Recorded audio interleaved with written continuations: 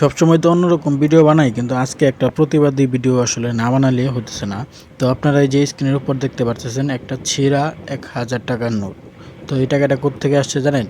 এই যে দেখেন যে ভুক্তভোগী, তার পোস্টটা দেখেন, আপনারা চাইলে পজ করে পড়ে নিতে পারেন, কিন্তু আমি আপনাদেরকে সংক্ষেপে মানে আর কি বলে দিচ্ছি।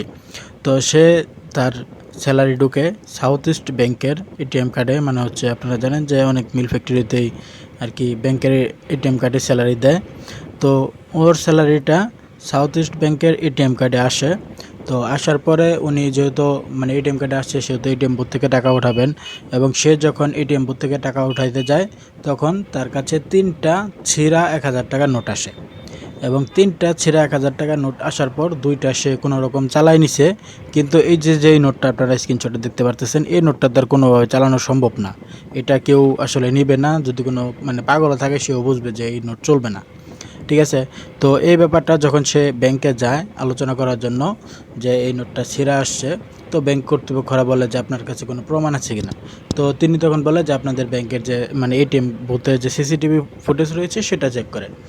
তো তখন তাকে ব্যাংক কর্মকর্তা থেকে বলা হয় যে এই মানে এটিএম বুথের সিসিটিভি ফুটেজ চেক করতে নাকি ২,০০০ টাকা খরচ হবে। তো বাংলাদেশের কোনো, আমার কথা হচ্ছে বাংলাদেশের এমন কোনো সিসিটিভি ফুটেজ আছে বা এমন কোনো কিছু আছে যেখানে মানে যেই জায়গার সিসিটিভি ফুটেজ চেক করতে ২,০০০ টাকা খরচ হয়?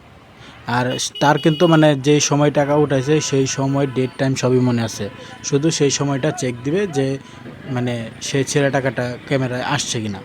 ঠিক আছে? তো এইটার জন্য সে ওই ব্যাংক কর্মকর্তা এই লোকটার কাছ থেকে ২,০০০ টাকা মানে দাবি করে যে ২,০০০ টাকা খরচ হবে। তো এই যে সাউথ ইস্ট মানে ব্যাংকের কর্মকর্তা কর্মচারীদের সার্ভিস এরকম, এটা কি তাদের ঊর্ধ্বতন কর্মকর্তারা জানে? সাউথ ইস্ট ব্যাংকের যারা মানে মালিক পর্যায়ে রয়েছে, ম্যানেজার পর্যায়ে রয়েছে, তারা কি জানে যে তাদের ব্যাংকের কর্মকর্তাদের মানে ব্যবহার এরকম? আর তাদের ব্যবসাটা কীরকমভাবে চলতেছে? তারা এটিএম বুথের মধ্যে ছিঁড়া নোট মানে ঢোকাই রাখছে। আরও অনেকেই পাইছে, তার পোস্ট মানে পুরোটা সম্পূর্ণ পড়লে আপনারা বুঝতে পারবেন যে আরও অনেকের কাছেই ছিঁড়া নোট আসছে। তো ছিঁড়া নোট আসার একটা লিমিট আছে, ছিঁড়া ফাড়া টিপ মারা অনেক কিছুই থাকে। কিন্তু এই যে ১,০০০ টাকার নোটের যে ছবিটা আপনাদেরকে দেখাইলাম, এই নোটটা এরকম নোট মানে কীভাবে তারা আসলে বুথের মধ্যে দিতে পারে, এবং এই নোট কোনোভাবেই কি চালানো সম্ভব? আদৌ কোনোভাবে এই নোটটা চালানো সম্ভব? তারা তো চেঞ্জ করে দিলই না, বরঞ্চ তার থেকে আরও ২,০০০ টাকা জরিমানা চাইলো যে সিসিটিভি ফুটেজ চেক করলে আর ২,০০০ টাকা খরচ হবে। এখন বেচারা ১,০০০ টাকার নোট ছিঁড়ে আসছে, সে কি ১,০০০ টাকা পরিবর্তন করার জন্য আর ২,০০০ টাকা খরচ করবে? তো এই যে একজন কাস্টমার, সে যে এই যে ভুক্তভোগী হইলেন, ঠিক আছে, এই যে তার যে মানে ১,০০০ টাকা লস গেল, এটা তো মানে সে যেহেতু বুঝতে পারতেছে না, সেও তো মানে টাকাটা চেঞ্জ করা হবে না, তার ১,০০০ টাকাটা লস। তো এই যে লস গেল, এই লসটা আসলে কে দিবে তাকে? তো এই হচ্ছে সাউথ ইস্ট ব্যাংকের বাংলাদেশে মানে মনে করেন যে তাদের সার্ভিস আর তাদের কাস্টমার সার্ভিস কীরকম, আপনারা আশা করি বুঝতে পারছেন।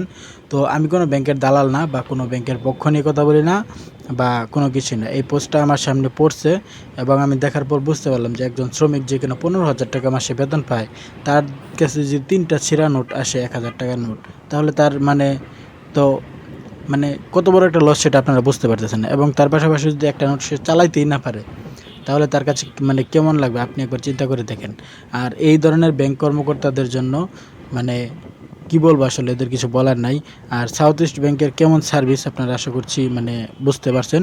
তো এই ধরনের ব্যাংকে আসলে আপনারা লেনদেন করবেন কি না সেটা আপনারা মানে সিদ্ধান্ত নেবেন, মানে বুঝে শুনে তারপর লেনদেন করবেন আশা করছি।